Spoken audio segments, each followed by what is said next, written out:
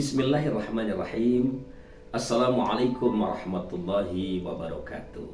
Apa kabar sahabatku semuanya? Saya berdoa semoga Anda dalam keadaan sehat walafiat, bahagia bersama dengan keluarga Anda, dan selalu bersemangat untuk memperbaiki diri Anda. Terima kasih atas kunjungan Anda ke channel saya ini. Seperti yang selalu saya katakan, semoga channel ini menjadi teman bagi Anda semuanya untuk tumbuh menjadi pribadi yang lebih baik lagi. Sahabatku sekalian, apakah Anda pernah menerima kritik? Saya percaya Anda pasti pernah menerima kritik. Lalu perhatikan bagaimana respon Anda ketika menerima kritik itu. Apakah Anda termasuk orang yang defensif, merasa terintimidasi, merasa terancam? Ataukah sebaliknya Anda menjadi sosok orang yang justru senang ketika menerima kritik yang Anda terima? Kalau Anda termasuk kategori yang pertama, maka itu pertanda bahwa Anda perlu belajar untuk menjadi pribadi yang lebih berjiwa besar. Dan kalau Anda termasuk dalam kategori kedua, Anda justru menerima dengan lapang dada dan bahagia dengan kritik itu, saya ucapkan selamat. Karena itu pertanda Anda sudah memiliki kualitas seorang pemimpin sejati. Menerima kritik adalah salah satu tanda dari seorang pemimpin yang berjiwa besar. Dia tidak boleh runtuh karena sebuah kritik, dia tidak boleh melambung karena ujian yang dia terima. Namun hal ini memang lebih gampang untuk dikatakan ketimbang kita lakukan atau kita amalkan. Menerima kritik adalah makanan sehari-hari seorang pemimpin, dan dia tidak boleh antipati dengan kritik yang sampai pada diri dia. Mengapa demikian? Karena memang seorang pemimpin itu pada dasarnya seorang manusia, dan namanya manusia pasti pernah memiliki kelemahan, memiliki kesalahan. Karena itulah dia tidak boleh menutup diri terhadap kritik yang masuk kepada dia. Secara pribadi saya pernah menemukan sebuah perusahaan yang dengan lugas memampang aturan di depan kantornya itu. Aturan pertama, pemimpin tidak pernah salah. Aturan kedua, kalau pemimpin salah maka kembali pada aturan yang pertama. Nah, ketika saya membaca aturan itu, saya tertawa dan tertegun, menggambarkan betapa perusahaan tersebut adalah perusahaan yang tidak siap menerima kritik. Nah, sahabatku semuanya, ketika kita menerima kritik, tentu kita harus bisa memilah mana kritik yang perlu kita perhatikan, mana kritik yang bisa kita abaikan. Terhadap kritik yang kita terima, tentu saja kalau dia valid, dia tepat, dia baik, maka kita harus menerimanya dengan lapang dada. Tapi kalau dia tidak memiliki dasar yang kokoh, dia tidak valid, maka kita tidak perlu memperhatikannya.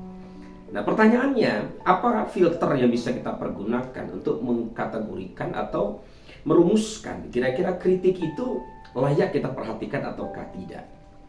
Yang pertama, kita perlu melihat berapa orang yang menyampaikan kritik itu. Kalau yang menyampaikan kritik itu, sahabatku sekalian, ternyata lebih dari satu orang, artinya banyak orang yang menyampaikan kritik yang sama tentang diri kita, maka mau tidak mau, suka dan tidak suka, kita harus mengakui bahwa itu sebuah kritik yang harus kita terima dengan lapang dada. Yang kedua, kita juga perlu menelisik apakah orang yang mengkritik itu adalah orang yang betul-betul mengerti tentang situasi atau keadaan yang dia kritik itu. Kalau dia adalah orang yang betul-betul menguasainya, dia kompeten di bidang itu, dia punya pengalaman yang kaya di bidang itu, maka tentu saja kita perlu memperhatikannya. Tapi kalau ternyata dia tidak punya pengalaman, tidak punya kompetensi yang memadai, tentu kita perlu mempertimbangkannya untuk menerimanya atau justru mengabaikannya. Nah, kemudian yang ketiga, sahabatku yang berbahagia, kita juga perlu melihat apakah orang yang menyampaikan kritik itu adalah orang yang dalam situasi emosional ataukah tidak. Kalau misalnya dalam situasi emosional atau dia orang yang tidak suka, membenci kita, maka kita tidak perlu memperhatikan kritik tersebut. Karena boleh jadi bentuk kritik itu adalah cara dia untuk menunjukkan ketidaksukaannya kepada kita, ya. Nah, kemudian yang juga tidak kalah penting, kita juga perlu memperhatikan apakah kritik tersebut masuk akal ataukah tidak.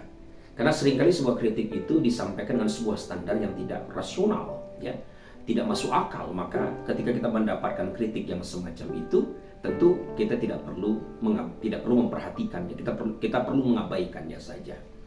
Nah, inilah 4 kriteria, 4 filter yang perlu kita pergunakan manakala kita menerima kritik yang masuk ke dalam diri kita. Namun, untuk menjadi seorang pemimpin yang berjiwa besar, tidak semata-mata ditandai dengan kesediaan menerima kritik. Kriteria kedua, seorang pemimpin yang berjiwa besar itu adalah dia tidak merasa terancam manakala dia mendapatkan ada orang lain, ada junior yang barangkali potensinya sama bahkan lebih daripada diri kita. Nah, hadirnya mereka justru menjadi sebuah kesempatan bagi kita untuk mendidiknya, membantunya agar dia tumbuh menjadi seperti kita, bahkan lebih baik daripada diri kita. Nah, puncak dari pemimpin yang berjiwa besar itu, sahabatku yang berbahagia, adalah kesediaan kita untuk berbagi. Kita yang lebih senior, yang lebih punya pengalaman, yang lebih punya keterampilan dan wawasan, tidak merasa terintimidasi manakala orang tersebut, orang yang potensial itu bertanya, meminta masukan, bahkan meminta kita menjadi mentornya misalnya. Justru kita merasa senang karena kita belajar menjadi sumur yang dalam. Lihat sumur yang dalam itu, yang bening airnya itu. Manakala airnya diambil, maka semakin banyak air itu diambil, maka airnya makin jernih. Dan inilah contoh seorang pemimpin yang bersedia berbagi dengan orang lain. Dia tidak merasa terancam, dia tidak merasa terintimidasi. Justru ketika dia berbagi, berarti dia makin paham, dia makin mengerti. Dan dengan cara itu pula, dia sebenarnya sedang menciptakan kaderisasi, menciptakan pemimpin baru yang akan siap menggantikan posisi dia. Nah, apakah Anda memiliki 3 kriteria yang saya uraikan ini? Jika sudah, saya ucapkan selamat. Jika belum, yuk mari belajar menjadi pemimpin yang berjiwa besar. Terima kasih, semoga bermanfaat. Jangan lupa subscribe dan bagikan tayangan ini kepada orang-orang yang Anda cintai. Wassalamualaikum warahmatullahi wabarakatuh.